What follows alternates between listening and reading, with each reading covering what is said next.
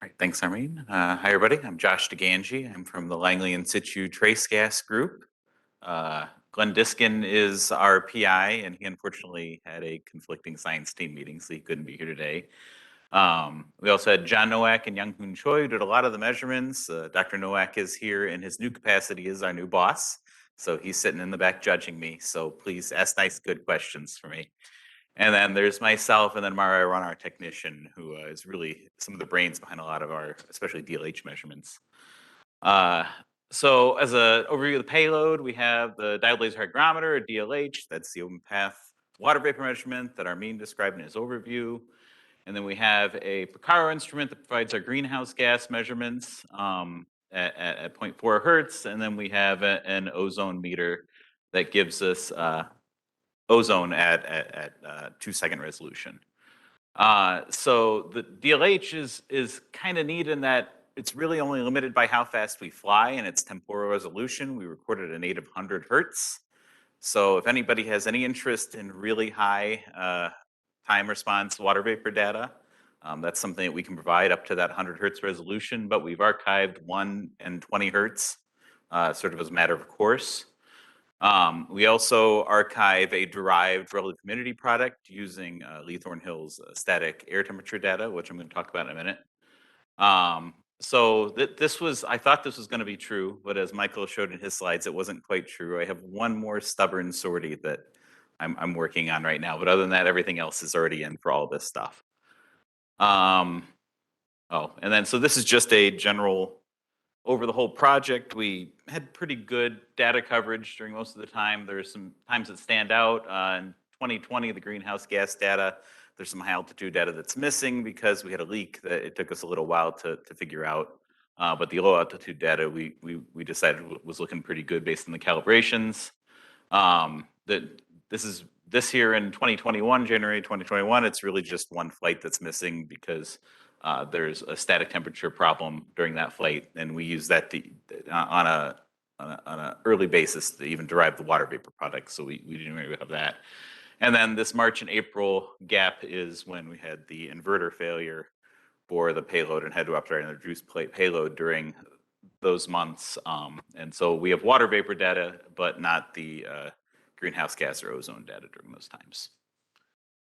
To just sort of look at some of these different species in a broad overview. So relative humidity, taking a look at this. This is a plot that we like to make for campaigns that are cloud focused to say, are we really getting the relative humidity right? Does it seem to make sense?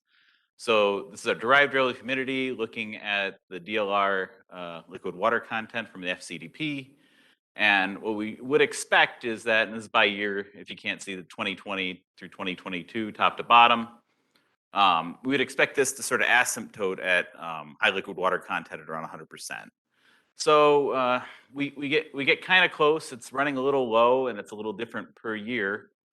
If I look at this sort of as a histogram cutting off at about 10 to the minus 2, so I was pretty close to what Luke said at his 0.02, 0.01. But we can see it is dropping over the course of the campaign years, and we don't really have a good reason as to why this would be the case.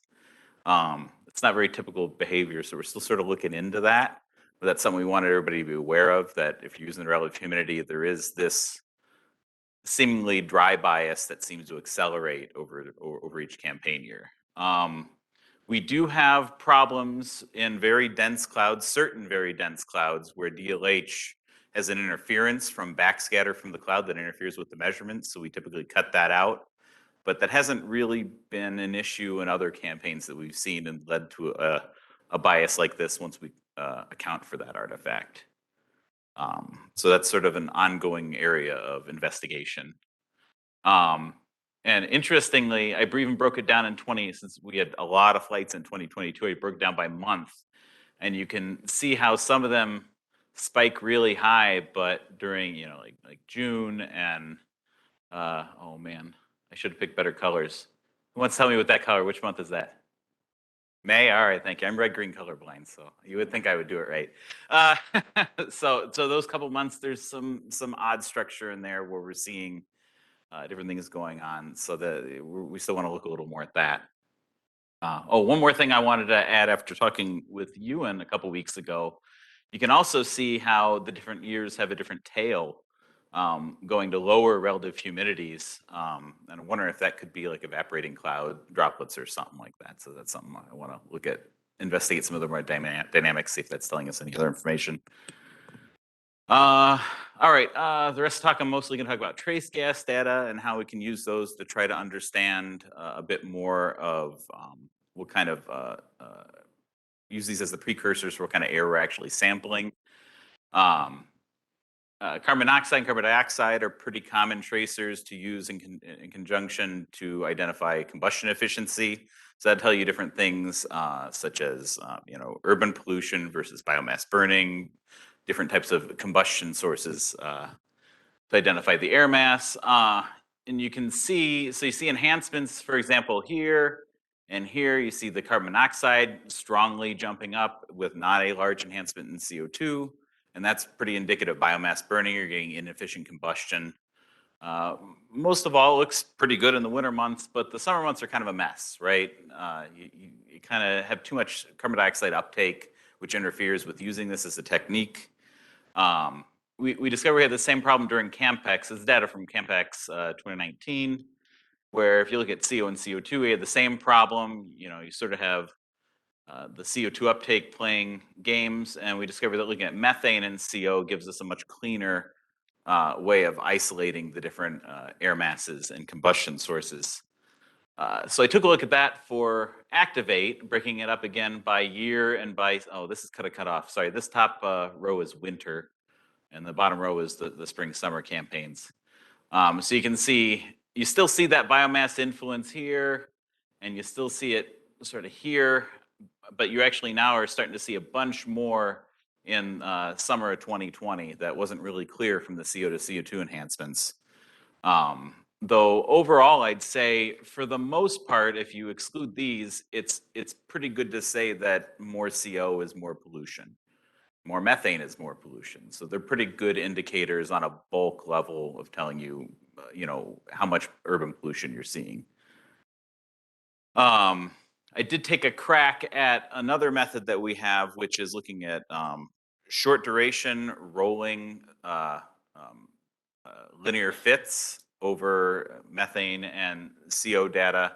So taking like a 60-second bin and looking at what the slope is between methane and CO during that, and looking at what the R squared value for that is, and doing that over a rolling window over the entire flights. It was pretty successful during CAMPEX, but it needs a little more work, I think, if I can try to draw some stuff out of here, because it needs a little more optimization to try to figure out. We're not really seeing a lot of clear trends. It could be that it's because it's mostly uniform, with the exception of just those single events. So that's something I'm still sort of looking at. And we can use the other gases to look at other aspects. For example, this is ozone in CO. You can see a point where we had a large enhancement in ozone that's anti-correlated with CO, so it might have been indicative of stratospheric influence. The water vapor sort of supports that as well. So there are at times where if you see high ozone, that doesn't mean it's high pollution. It could be that we're actually getting a little bit of stratospheric folding down. And there's some other interesting structure in here that I haven't really dived into too much. The one I'm going to highlight is winter of 2022. You can see kind of a couple of lobes. And what I realized is we did so much flying in 2022, we have almost a continuous record of that winter to spring/summer transition. So if you break this up into the different months, you can see an anti-correlated trend in like January and February, similar to what we were seeing predominantly, in the very early 2021 data that we had, and in the 2020 data. We had this negative ozone to CO trend. And then at some point around March, there's a big change in the chemistry that's telling us that we're seeing, chemically different air. And I would sort of describe that to moving maybe from like a VOC limited regime, where you're seeing catalytic destruction of ozone from excess NOx, to a VOC sort of abundant regime where you're NOx limited, to where now your urban emissions and high NOx levels are actually creating more ozone again. So that's kind of a neat little trend you can see in the data, and you can see exactly sort of when it turns over in the field data. So continuing, I think I'm going to try to come up with a flag that helps separate out really the obvious biomass burning or these events we think are stratospheric influence.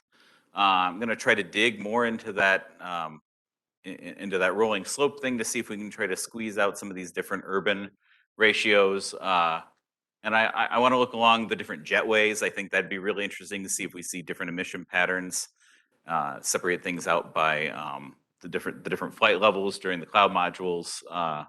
It's a bandwidth issue. So if there's any graduate students that are interested in collaborating, or if anybody's interested in a postdoc, we're often recruiting postdocs. So I'll dangle that hopefully out there and get people interested. You can contact Glenn or I with any questions or thoughts, and happy to answer any questions.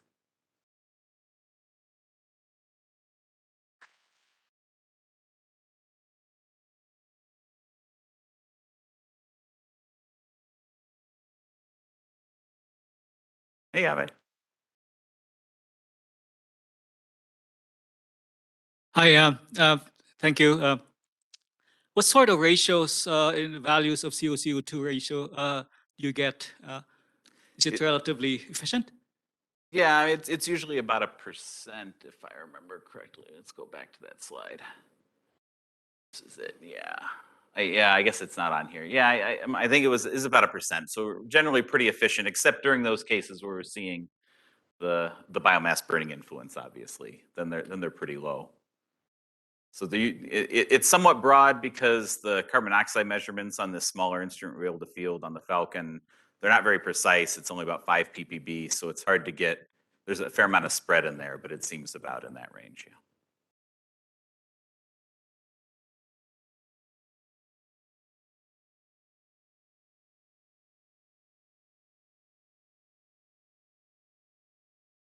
Yeah. Yeah. All right. Well.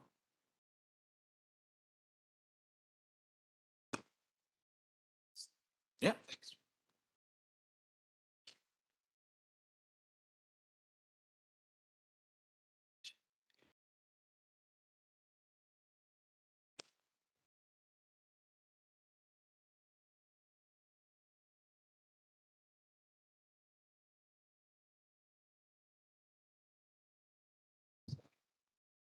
That's why we're doing the wall.